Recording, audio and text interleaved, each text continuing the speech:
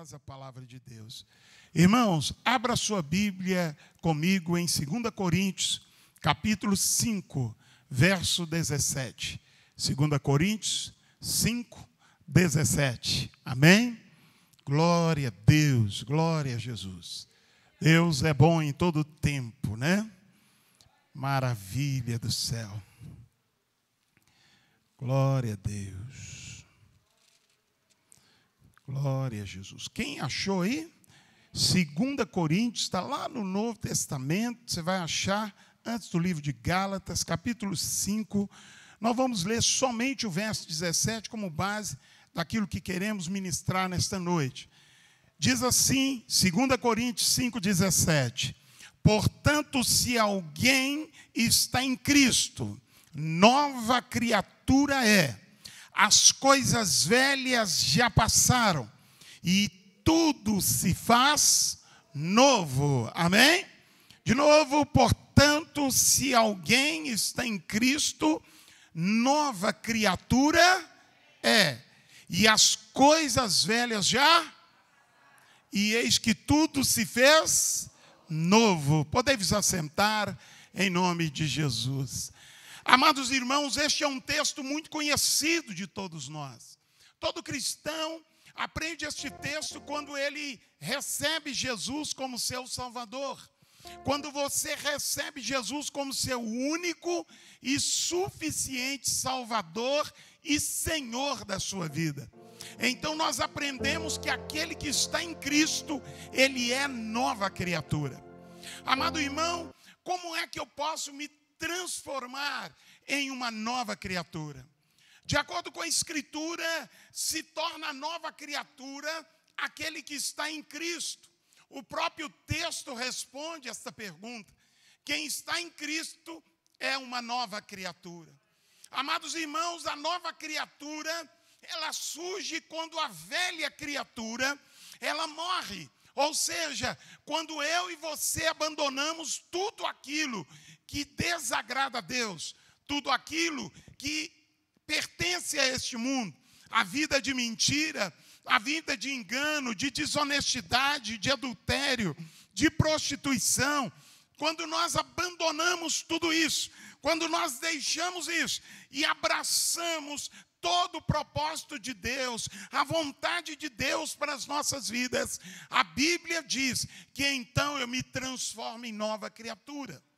A Bíblia também diz que quando eu desço as águas, quando eu me batizo nas águas, e eu não me refiro ao batismo de crianças, mas eu me refiro a um batismo que Jesus ordenou, porque Jesus ordenou o batismo do arrependimento. E uma criança não se arrepende, porque ela não tem discernimento do que é certo, do que é errado, daquilo que ela quer ou daquilo que ela não quer. Então, Jesus ordenou o batismo de arrependimento, para aqueles que se arrependessem de suas vidas no pecado e desejassem viver uma vida nova. E a Bíblia mostra que batismo, a palavra batismo, significa sepultamento, significa sepultar, significa morrer. E quando eu passo pelo batismo, uma velha criatura morre para o mundo e uma nova criatura ressurge para Cristo. Este texto também fala que as coisas velhas se passaram. Que coisas velhas Paulo se refere, pastor? Paulo está se referindo à vida sem propósito de Deus, a vida de desobediência ao Senhor. A Bíblia mostra que quem é nova criatura, ele só pode ser uma nova criatura em Cristo se ele abandonar as coisas velhas. Muitas vezes a pessoa está vindo na igreja, mas o seu coração ainda está nas coisas deste mundo. Ela continua às escondidas, mentindo, roubando, enganando. Ela continua no adultério, no roubo. Irmãos, eu preciso abandonar, eu preciso entender que as coisas velhas, elas se passaram. E a Bíblia diz que as coisas novas, as outras coisas, elas se tornam novas. Irmãos, é importante perceber que o nosso Deus é um Deus de coisas novas. Se você observar a Bíblia Sagrada, a Bíblia mostra em diversos momentos em que Deus transforma o que era velho em algo novo. Ou muitas vezes Deus tirava o velho e colocava o novo. Deus sempre propõe coisas novas. No livro de Apocalipse, a Bíblia diz que Jesus revela para João os novos céus e nova terra. A Bíblia diz que aquele que serve a Cristo terá um novo nome no céu. Ou seja, Deus é Deus de coisas novas.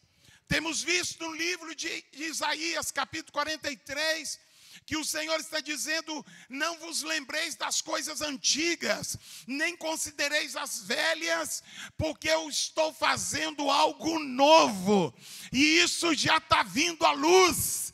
Ou seja, Deus é um Deus de coisas novas. Você pode dizer comigo: o meu Deus é um Deus de coisas novas. Aleluia! Deus é Deus de coisas novas. Olha, o Senhor deseja que nós deixemos o passado no passado, deixemos no passado tudo que houve e avancemos para outras coisas, porque Ele tem coisas novas para mim e para você. Diga glória a Deus. Amados irmãos, nós temos falado ao longo destas semanas, dentro do texto, do tema geral de recomeçar. Nós temos falado que a Bíblia, a vida, ela tem muitos recomeços. Nós recomeçamos em muitas vezes no decorrer de nossas vidas. E muitas vezes Deus nos fará parar e muitas vezes Deus nos fará recomeçar. Na semana que passou, nós ministramos quando é que eu preciso recomeçar. E nós dissemos que eu preciso sempre recomeçar depois de um grande erro. Depois de um grande erro. E nós temos aqui o exemplo, por exemplo, de Davi. Davi era um rei ungido por Deus, homem cheio do Espírito Santo, homem segundo o coração de Deus, um rei extraordinário. Mas a Bíblia diz que Davi errou. A Bíblia diz que Davi errou de uma maneira muito forte. O que Davi fez, pastor? Davi, ele deveria estar na guerra, porque era a época da guerra, e os reis iam para a batalha junto com seus exércitos. Mas a Bíblia diz que Davi deixou de cumprir o seu dever de rei, e ficou à toa em casa. Ele ficou à toa no palácio. E a Bíblia diz que enquanto ele está no palácio, ele consegue perceber uma mulher tomando banho. E esta mulher era muito atraente. E Davi olha e fica afeiçoado, fica desejando aquela mulher. E ele então abusa do seu poder de rei e manda trazer aquela mulher. E aquele rei que tinha um coração segundo o Senhor, mas errou naquele momento. Ele se deita com aquela mulher, ou seja, ele abusou da sua posição de rei e constrangeu aquela súdita, aquela mulher que era Betseba, e ele se deita com ela. A Bíblia diz que ele engravida aquela mulher era casada, e ele então fica preocupado porque iria ser revelado o seu grande erro. A Bíblia diz que ele resolve mandar chamar o esposo da mulher. Era Urias. Urias, um dos soldados do exército de Israel. Ele manda chamá-lo. A intenção de Davi era esconder o seu pecado, esconder o seu erro. Davi, na realidade, não estava querendo ser bonzinho com Urias, mas ele queria esconder o erro. Irmãos, toda vez que nós errarmos e quisermos fazer algum esquema para esconder o nosso erro, nós só vamos conseguir piorar a situação do nosso erro. Nós só vamos conseguir piorar aquela circunstância. O que eu quero dizer a você, meu amado irmão e minha irmã, é que Davi mandou chamar Urias. E Urias é um dos personagens bíblicos que eu mais amo, por causa da sua integridade. A Bíblia diz que Davi chama ele no palácio. Certamente Urias não entendeu o porquê, mas ele está sendo chamado no palácio e ele vai. E ele chega da guerra e chega no palácio, e Davi disse: olha, eu resolvi que você devia passar uns dias na sua casa para descansar. E Urias, sem entender: olha, rei, mas para que isso? Não, eu quero que você durma em casa. Irmãos, a intenção de Davi é que Urias fosse para casa, se deitasse com a sua mulher, e posteriormente ele descobriria que a mulher estaria grávida. E então ele pensaria: o filho é meu. E Davi estaria coberto. Então o erro de Davi estaria coberto. Irmãos, o esquema de Davi não deu certo, porque Davi estava lidando com um homem muito íntegro. A Bíblia diz que Davi ordenou que ele fosse dormir em casa naquela noite, mas ele não dormiu na casa. A Bíblia diz que ele deitou na entrada do palácio, ele não dormiu em casa. E quando amanheceu o dia, a notícia chegou para o rei: olha, Urias não foi para sua casa. E ele então manda chamar Urias. E por que, Urias, você não deitou em casa? Por que, Urias, você não foi para sua casa? Então ele ouviu de Urias: olha, rei, como eu poderia ir para casa? Como eu poderia estar dormindo na minha casa ao lado da minha esposa, se os meus irmãos estão lá na guerra, correndo um risco de vida? Urias dá a prova de que ele era um homem extremamente aliançado, um homem extremamente íntegro. Davi sabia que quebrou a cara com aquele homem. Então Davi arma um outro esquema. Davi escreve uma carta, manda para Joabe lá no campo de batalha. Coloca a carta na mão de Urias e manda ele entregar para o comandante de guerra. E a carta que Urias levava, Urias não sabia, mas aquela era a sentença de morte de Urias. Ele então leva a carta, e quando a carta dizia: olha, quando coloque Urias à frente da batalha, e quando o inimigo avançar, o exército vai recuar. E Urias iria certamente morrer. E assim foi feito. Urias morre. Davi resolveu, entre aspas, o seu problema. A mulher está grávida. Ele então assume, leva a mulher para o palácio. A mulher dá à luz ao filho. E parece que aparentemente está tudo bem. Mas o erro de Davi só está começando. Ele achou que ninguém sabia. Mas de repente chega Natã no palácio, o sacerdote Natã. Ele chega no palácio e ele diz: olha, Urias, olha Davi, rei Davi. Eu venho aqui para te falar algo muito importante. E o rei: diga, sacerdote. Ele diz: Davi, havia um homem muito rico, dono de muitos animais. E ele iria receber os seus amigos em casa. E ele queria dar um banquete para os seus amigos. Ele tinha muitos animais da sua posse.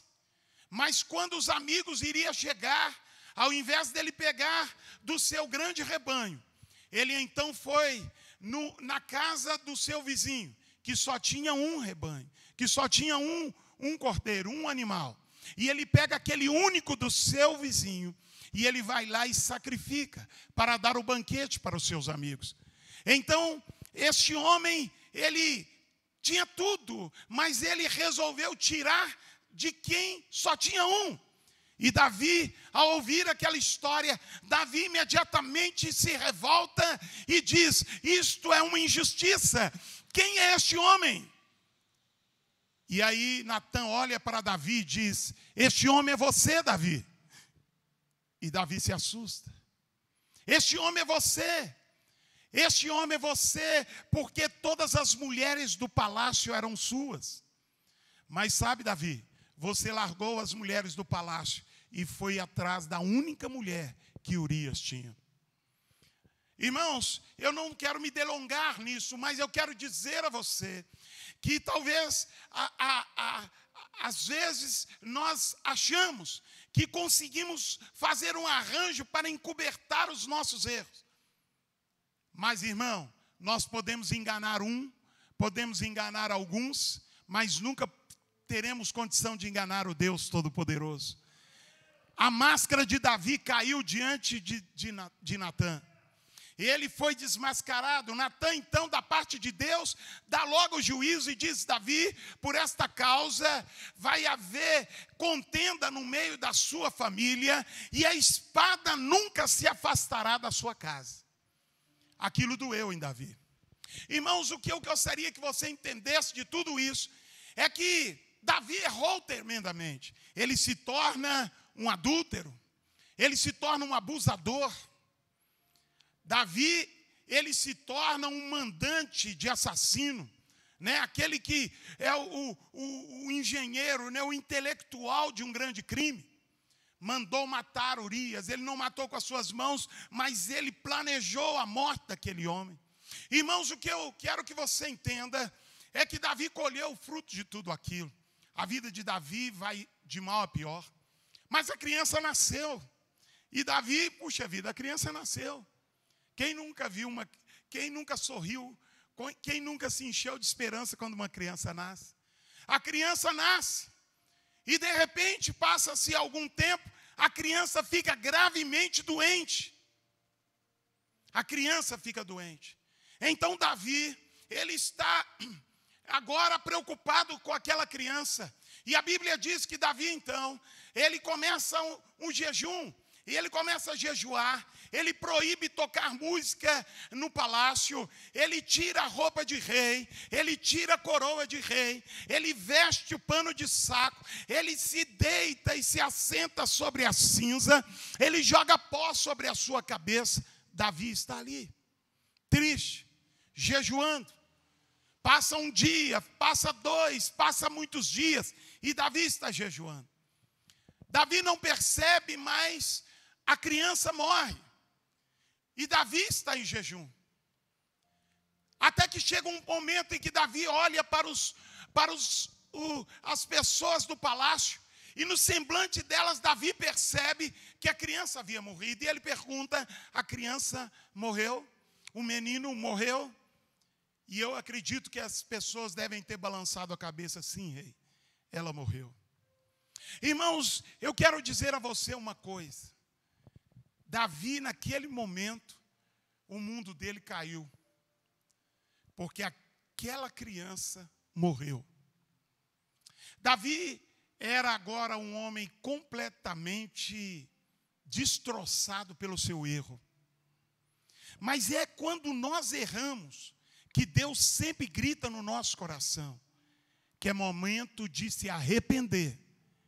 É momento de se arrepender e de recomeçar uma nova caminhada. Talvez você está me ouvindo aqui. Talvez você está me assistindo aí na rede social. Eu quero dizer, não importa o seu erro. Não importa o seu erro. Há uma chance para a sua vida. Se arrependa daquilo que você fez de errado. Porque Deus está te dando uma chance e te fazendo um convite para você recomeçar a sua caminhada. Talvez eu estou pregando para alguém que parou. Alguém que pregava não prega mais. Alguém que cantava não canta mais. Aquele que trabalhava na obra de Deus não trabalha mais. Liderava uma célula e não lidera mais. Por quê, pastor? Porque ele errou. Eu quero dizer, a Bíblia diz assim, Apocalipse: lembra de onde caístes, arrependa-te e volta, recomeça, volta à prática das primeiras obras. Então Deus está dizendo a você, depois de um grande erro, é hora de recomeçar. A segunda coisa que eu quero dizer nesta palavra é: eu preciso recomeçar depois de uma grande perda. Você pode repetir comigo? Eu preciso recomeçar depois de uma grande perda. Irmãos, quem aqui nunca perdeu alguém querido? Quem aqui nunca perdeu alguém que ama? Quem aqui nunca perdeu algo? Uma coisa que gostava muito? Todos nós. Nós sempre vamos estar sujeitos a perder alguém ou alguma coisa. Sempre vamos passar pela experiência de ter e de repente não ter mais. Mas você sabe o que acontece? É que muitos de nós não estamos preparados para a experiência do perder. Para a experiência de perder alguma coisa ou de perder alguém. Talvez eu esteja pregando para alguém que perdeu alguma coisa e por perder um emprego, ou perder a grande empresa, ou perder a grande chance, ou perder algo muito valioso, está tremendamente angustiado.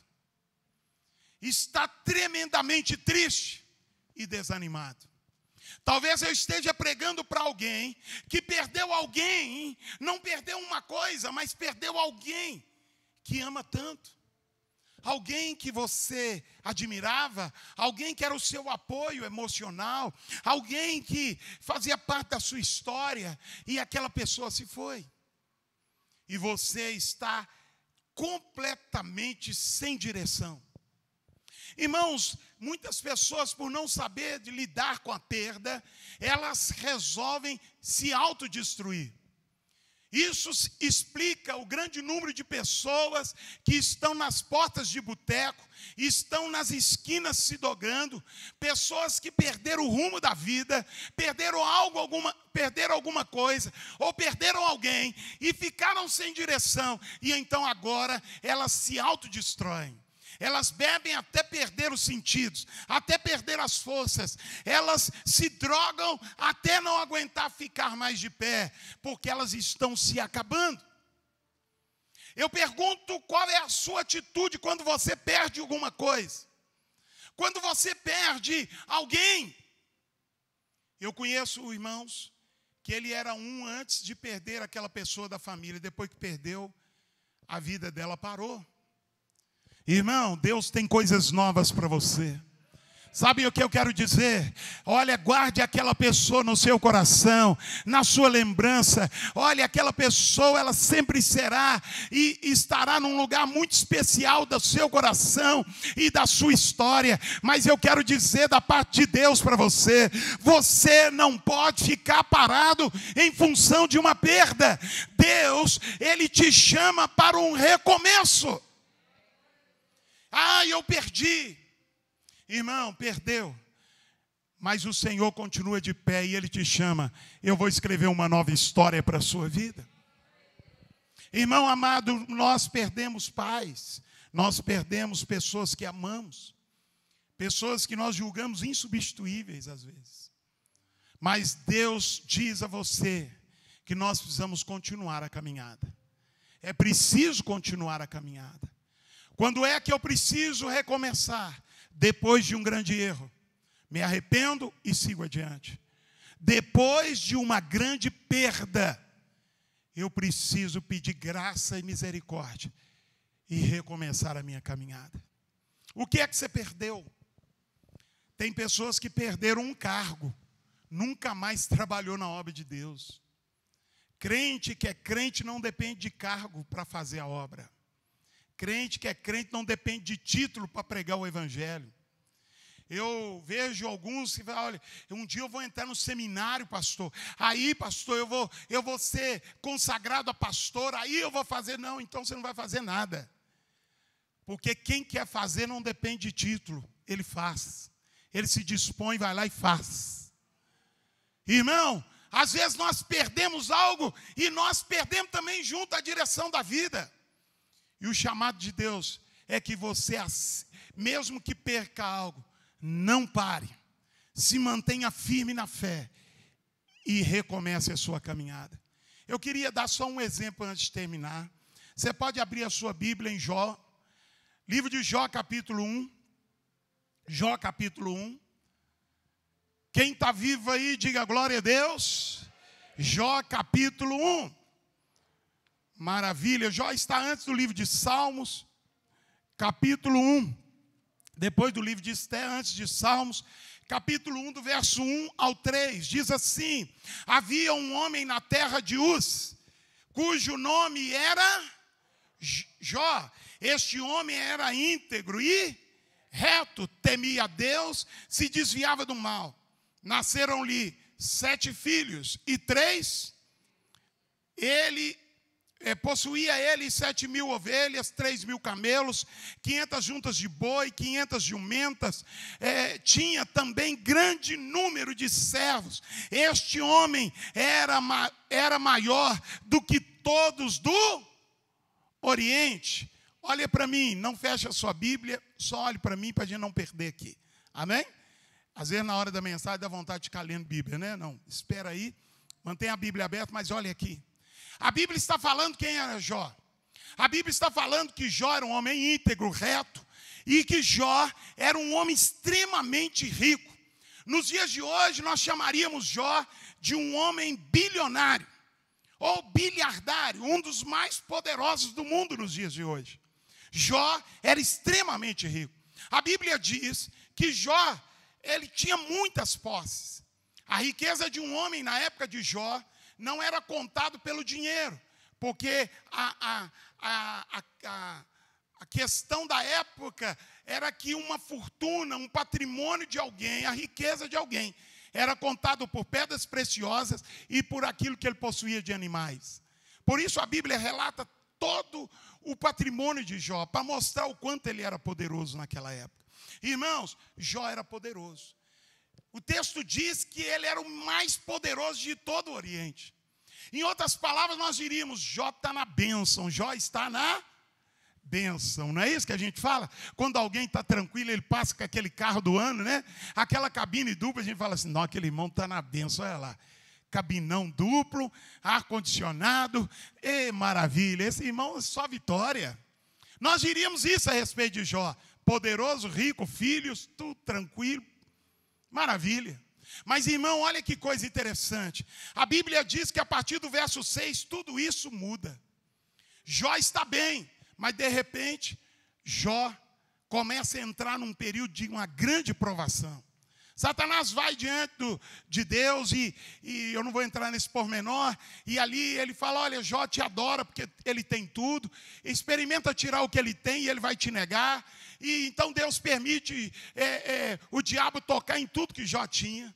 Irmãos, Jó, que estava com a vida tranquila, a Bíblia começa a dizer da tragédia que acontece na vida de Jó. Jó que tinha 10 filhos, a Bíblia diz que de repente acontece uma grande tragédia. Acontece o quê? Uma grande tragédia. Os 7 filhos e as 3 filhas de Jó morrem no mesmo dia. Morreram no mesmo dia. Irmão, perder um filho é algo doloroso. Nenhum de nós aqui desejamos para ninguém, amém? Olha, irmão, imagina perder 7. Irmão, é tão doloroso enterrar um filho, porque está contra a natureza, porque normalmente quem sepulta é o filho que sepulta os pais. É tão doloroso quando o pai tem que sepultar o filho. Ali agora Jó que estava tudo bem, agora ele está fazendo o velório, quem sabe, dos 10 filhos. 7 homens e 3 mulheres morrem. Mas como essa tragédia não bastasse na vida de Jó, a Bíblia diz que chega mais empregados dizendo, Jó, roubaram os seus animais. Só sobrou eu para contar a notícia. Resumindo, a Bíblia mostra que Jó perde tudo em poucos dias. Jó que era até o versículo 3 o homem poderoso, o homem que estava tudo na bênção, agora Jó está no pó. Jó está terrivelmente destruído. O que nós temos que guardar é, quando a gente perde uma coisa, quando acontece uma tragédia, qual é a nossa reação como cristãos? Olha aí, vamos ver no verso 20 do capítulo 1 de Jó. A Bíblia está aberta? Olha aí. Então Jó, depois dessa tragédia toda, ele perde os filhos, ele perde seu patrimônio, fica pobre, né? Perde tudo, perde filhos, está angustiado. E ainda, irmão, para completar, a mulher de Jó já está pensando que ele pode morrer. E amaldiçoar o Deus dele e morrer logo. E olha, diante da tragédia, o que Jó faz? Versículo 20 do capítulo 1 de Jó. Então Jó se levantou, rasgou o seu manto, raspou a sua cabeça e lançando-se em terra, o adorou. Próximo verso, e disse: no saí do ventre da minha mãe, e no para lá tornarei. O Senhor o deu, e o Senhor o tomou. Bendito seja o nome do Senhor. Em tudo isso, Jó não pecou, nem atribuiu a Deus falta alguma. Olha para mim, meu querido. Sabe o que nós vemos aqui? A reação de alguém maduro. Jó tem uma grande perda. Está tudo bem na vida de Jó, de repente a coisa vira. De repente ele perde isso, perde aquilo. E o que Jó faz? Olha o que a Bíblia diz. Jó, ele se levanta, ele rasga as suas vestes. A Bíblia diz que ele raspa a cabeça, ele se lança em terra e ele adora a Deus. Rasgar as vestes significa desespero. É isso que se faz lá no Oriente até hoje. Quando se está diante de uma tragédia, se rasga o seu manto, se rasga as suas vestes.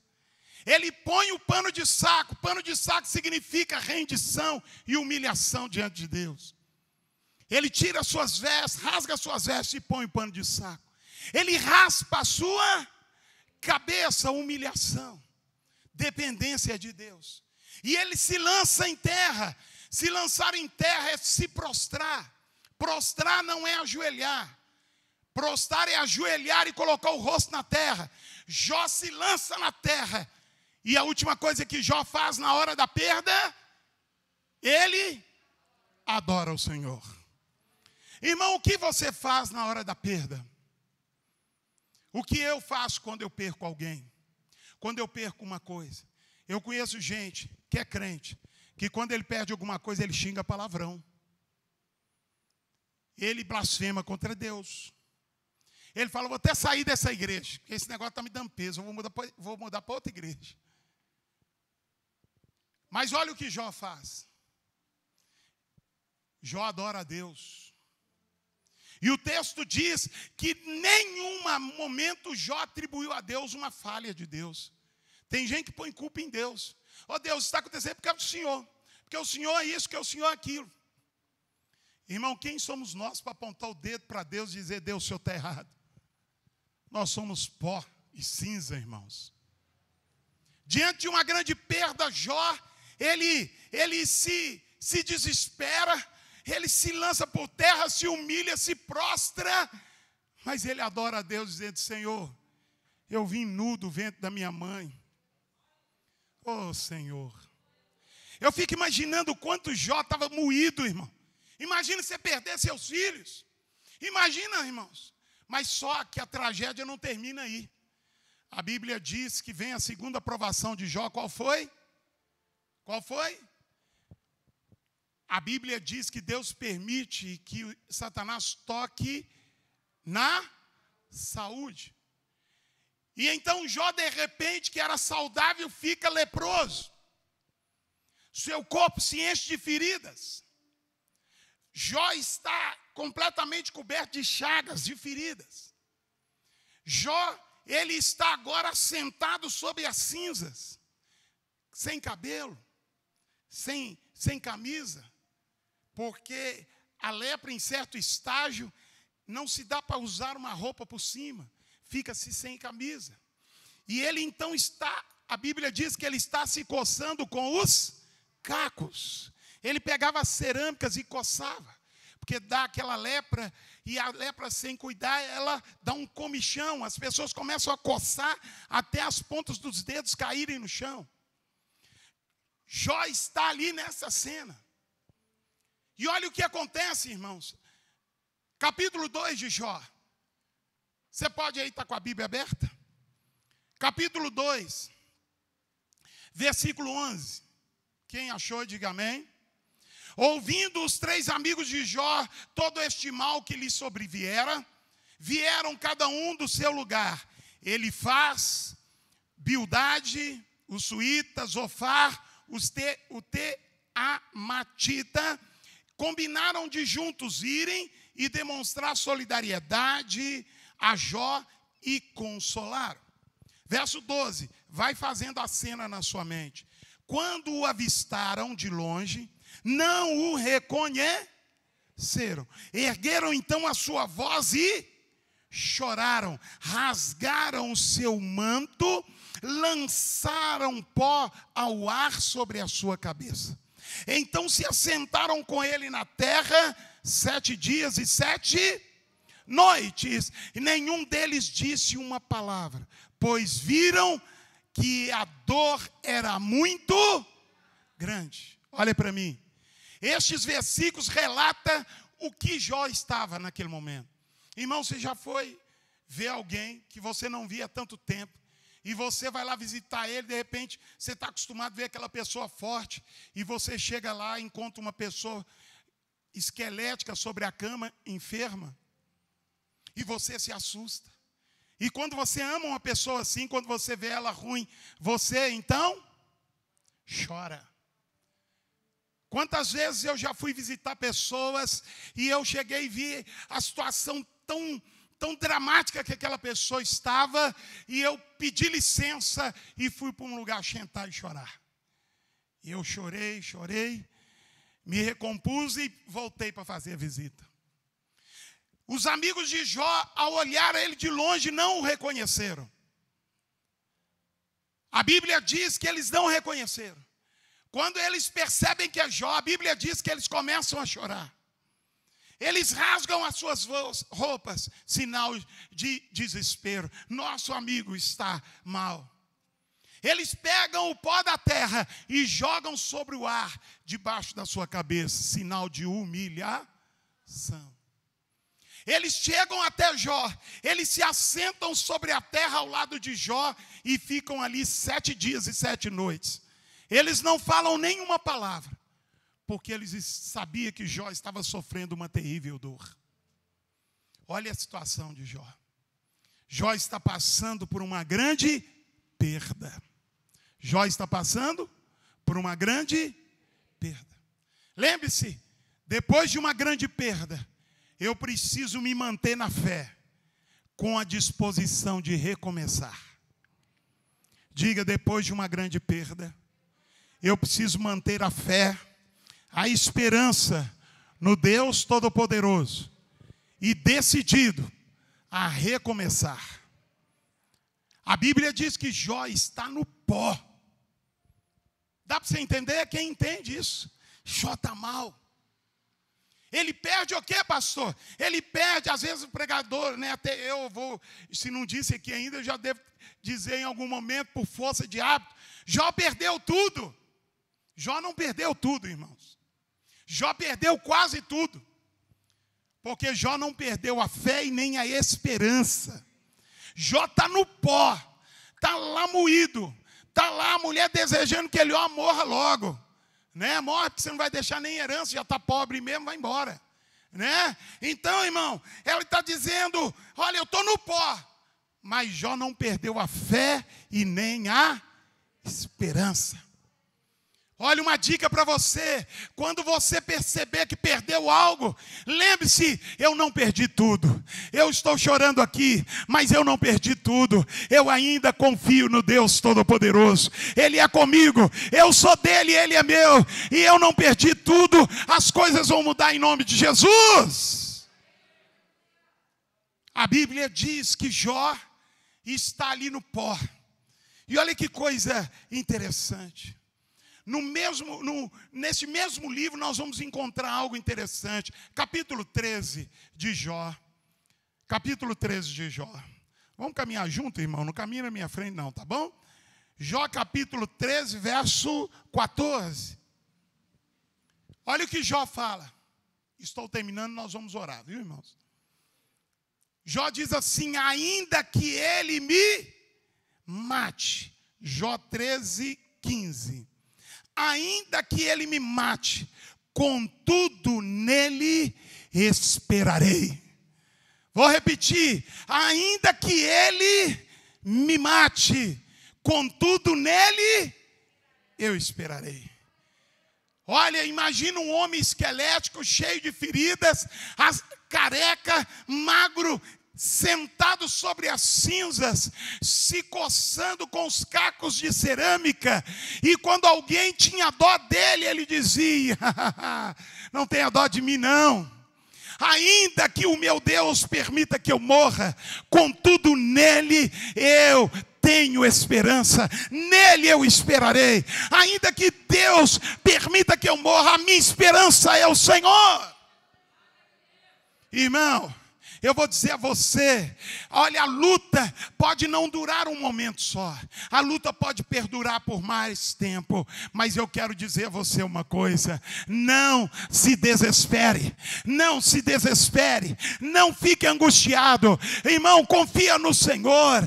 Olha, vai nutrindo a sua fé, porque Deus vai mudar a sua sorte. E Deus vai dizer: agora, meu filho, é hora de estrear uma nova temporada de vitória na sua vida, no nome de Jesus.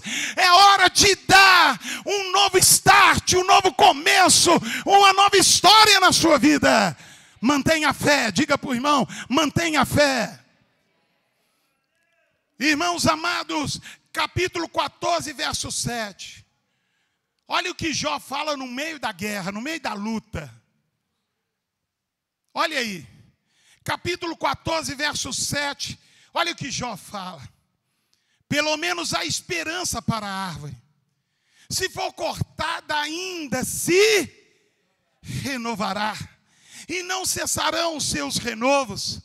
Se envelhecer na terra a sua raiz, e morrer o seu tronco no pó, ao cheiro das águas brotará, e dará ramos como planta nova. Relacabaçai. O que Jó está dizendo, pastor? Jó está dizendo: eu sou como uma árvore que foi cortada pelo Senhor. Eu sou como uma árvore que foi podada, cortada terrivelmente pelo Senhor. Mas eu creio que ainda a árvore cortada, ela se renovará. Ela se renovará. E ele diz: e não cessarão de dar os seus frutos. Elas não cessarão de dar os seus brotos, os seus renovos. E olha o que mais ele diz: e se esta árvore se envelhecer com a sua raiz na terra, e ela morrer, o seu tronco no pó. Ele está falando do seu corpo esquelético e todo machucado. Ainda que o tronco se envelheça, ele seque no pó. Olha o que Jó fala: ainda que isso esteja assim, faz assim comigo, assim, ó. Faz assim: ao cheiro das águas, ela brotará de novo. Ela dará novos ramos, diga aleluia.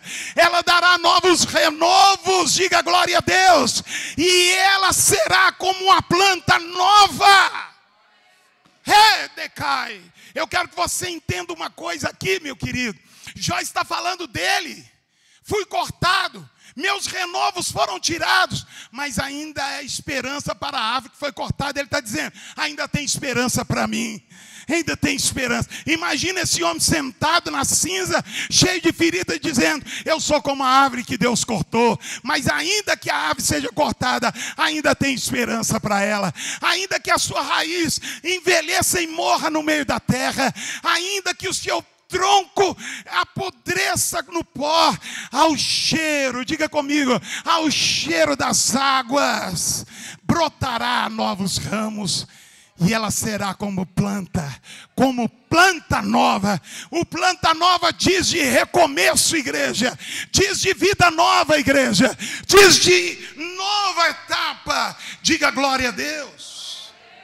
O que eu quero que você saiba é uma coisa: isso é a expressão de alguém que perdeu tudo, que está na pior, mas sabe, Deus vai virar esse jogo. Deus vai mudar essa história. Talvez você está me ouvindo, Você perdeu isso, perdeu aquilo outro.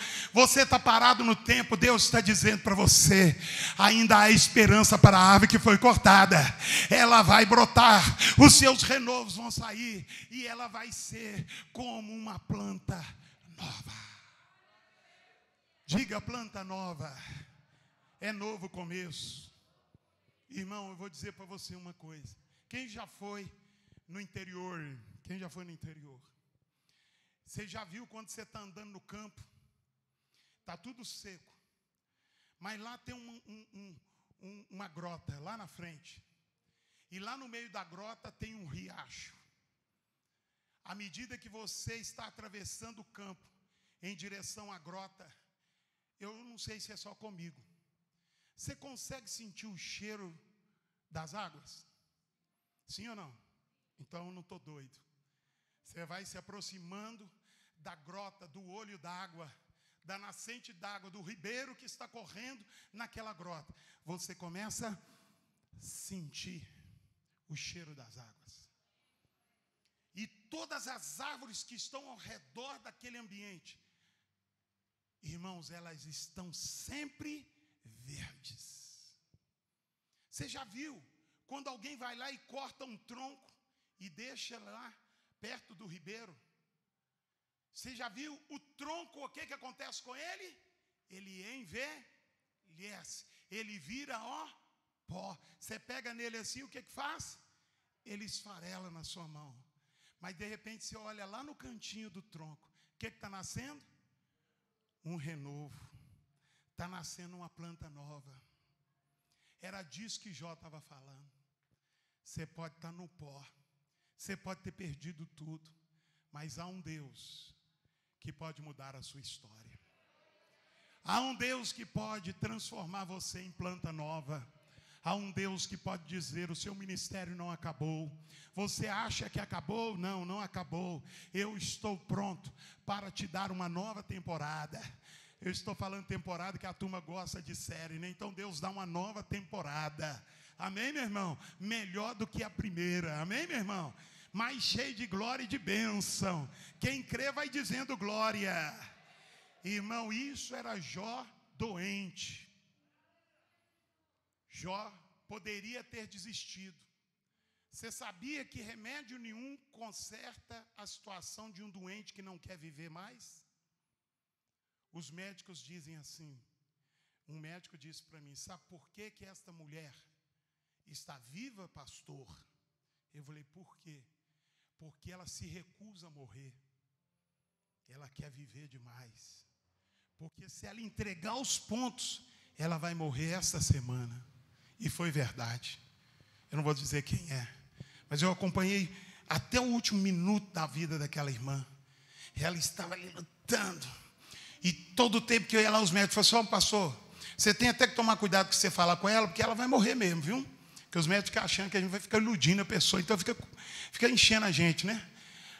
Ô, pastor, não fica aí dando esperança para ela vai morrer mesmo. Aí os médicos diziam: vai morrer rápido. Aí passava o tempo, passava até que um dia um falou: sabe por que ela não morreu ainda?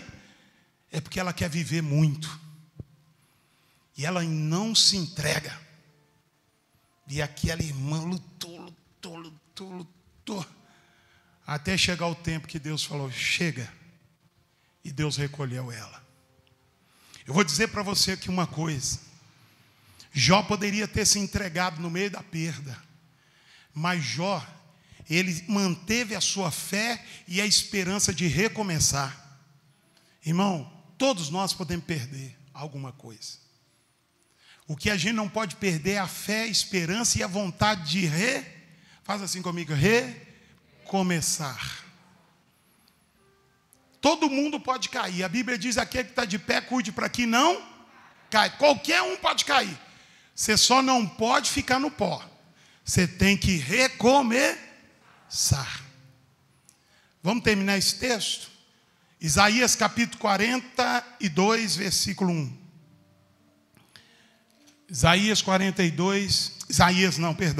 Jó 42. Que Isaías é esse, hein? Isaías capítulo 42, último verso, último capítulo. Jó 42. Que cabeça mais suada é essa? É o suor, irmão. Amém? Quantos acharam Jó capítulo 42? O culto não está sendo transmitido não, viu, irmão? Porque deu um problema na internet, está gravado, está sendo gravado aqui. E depois que terminar o culto, aí nós vamos jogar na rede, porque estamos sem internet. Amém? Deu bizil. Amém, Jesus? Ok? Maravilha do céu? Ou já resolveu? Então os irmãos estão me vendo aí, irmãos? Maravilha, né? Irmão, capítulo 42, versículo 1, para nós orarmos e não atrasarmos o culto. Olha o que diz: então respondeu Jó a quem? Ao Senhor. Diga comigo: eu sei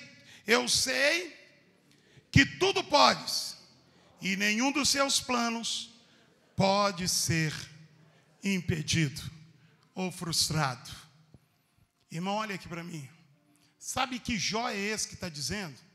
É o mesmo Jó que lá no capítulo 1 e 2 perdeu tudo. Mas que no final do capítulo 2 se recusa a perder a fé e a esperança. E atravessa todo o livro de Jó, mantendo-se na fé e na esperança. Agora ele chega no final do seu livro. E Jó, depois de ter enfrentado toda aquela situação e mantido a fé, o desejo de recomeçar, então Jó fala com Deus uma coisa tremenda. Olha, Deus, eu sei que o Senhor pode tudo, e nenhum dos seus planos podem ser frustrados. Olha o que mais Jó diz para Deus, verso 5 do capítulo 42. Com os ouvidos eu ouvira falar de ti, mas agora te veem os meus olhos. Talvez sua versão diga: antes eu te conhecia só de ouvir falar, mas agora os meus olhos te veem. Irmãos, olha aqui para mim. Sabe por que Jó tinha essa clareza de Deus? É porque não existe escola melhor do que a escola da perda. Quando a gente perde algo, irmãos, nós aprendemos coisas que nós nunca aprenderíamos se nós não perdêssemos. É por isso que a Bíblia está repleta, pelo menos três pequenas parábolas de perda. A perda do filho pródigo, a perda da dracma perdida. Jesus falando de perda, porque a perda ensina a gente. Jó podia dizer agora: olha, Deus, agora eu sei que o Senhor pode todas as coisas, e que tudo que é seu plano vai acontecer. E olha, Deus, antes eu ouvira falar de ti, mas agora, Deus, os meus olhos podem te ver. Esse era o Jó. Só pode aprender de Deus quem não desiste no meio da prova. Só pode aprender de Deus quem tem decisão de recomeçar. Vou dizer para você um negócio aqui. Ontem teve um noticiário, e o noticiário disse: morreram mais pessoas de suicídio no Japão este ano do que com Covid. O Japão é conhecido, é famoso por um povo com alto índice de suicídio. Pois saiu a estatística dizendo que nesses 10 meses de pandemia no Japão, mais pessoas se suicidaram do que morreram com Covid. Sabe por quê? É porque as pessoas perderam emprego, perderam saúde, perderam entes queridos, e elas não conseguiram lidar com a perda, e então elas preferiram morrer.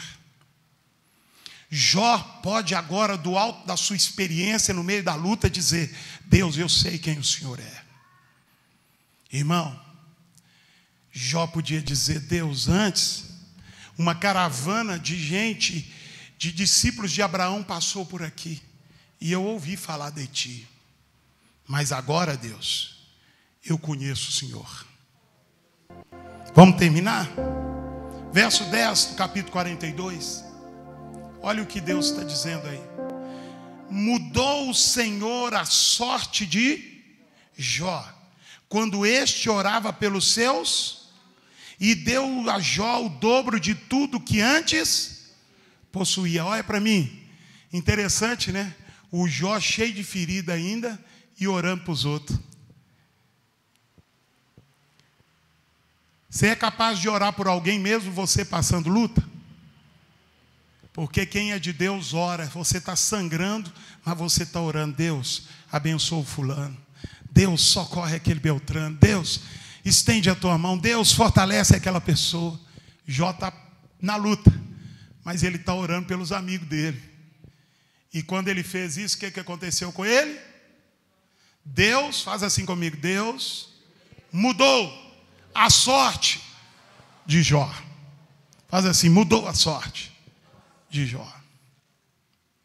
Irmãos, eu quero que você entenda uma coisa. Diante de uma grande perda, não perca a fé, não perca a esperança e nem o desejo de recomeçar. Quem está comigo aí, diga glória a Deus. E eu termino, verso 12. Assim abençoou o Senhor o último estado de Jó, mais do que o primeiro. E Jó veio a ter 14.000 ovelhas, 6.000 camelos, 1.000 juntas de boi, 1.000 jumentas. Teve quantos filhos? 7 filhos e 3 filhas. Lembra do que Jó falou? Ainda que o seu tronco se desfaça no pó, ao cheiro das águas vão lhe nascer renovos. Olha os renovos aí. Olha os renovos aí do velho Jó. Nascendo 7 filhos, nascendo 3 filhas. E olha o verso 15. Em toda a terra não se tinha mulheres mais bonitas e formosas do que as filhas de... Diga, quando Deus dá o melhor. Só nasceu mulher bonita na casa de Jó lá. Ei, beleza, hein?